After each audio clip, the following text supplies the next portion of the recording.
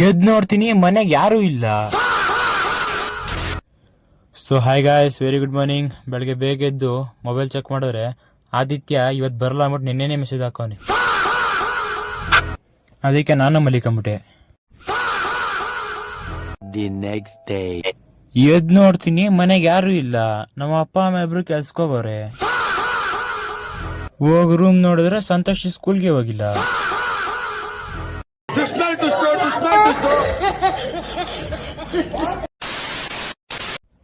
ನಾನು ಹಂಗೆ ನಮ್ಮ ಅಜ್ಜಿ ತಾತ ಮಾಡಿಸ್ಕೊಂಬರ ಅಂತ ಓದವನು ನಮ್ಮ ಅಜ್ಜಿ ತಾತನ ಇಬ್ರು ಮಾತಾಡ್ಸ್ಕೊಂಡು ಮತ್ತೆ ಮನೆಗೆ ಬಂದೆ.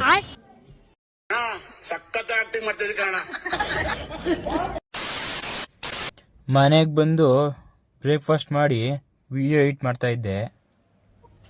ಆಚೆ ಬಟ್ಟೆ ಒಣಗಾಕಿದ್ದೀನಿ ತಗೊಂಬರೋ ಯೋಜು ಅಂತ ನಮ್ಮ ಮೆಸೇಜ್ ಹಾಕಿತ್ತು. ಅದಕ್ಕೆ ಹೋಗಿ ಆಚೆ ಒಣಗಾಕಿದ್ದು ಬಟ್ಟೆ ಎಲ್ಲ ತಗೊಂಬಂದು ಹಾಕ್ದೆ.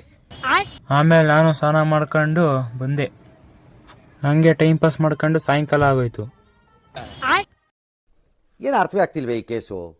ಆಮೇಲೆ ಕೂಲರ್ನ ಕ್ಲೀನ್ ಮಾಡಿದೆ. ಸೊ ಗಾಯ್ಸ್, ಇವತ್ತಿಗೆ ಇಷ್ಟೇ. ನಾಳೆ ಸಿಗೋಣ ಹೊಸ ಬ್ಲಾಗಲ್ಲಿ. ಅಲ್ಲಿಗನ ಟೇಕ್ ಕೇರ್, ಬಾಯ್.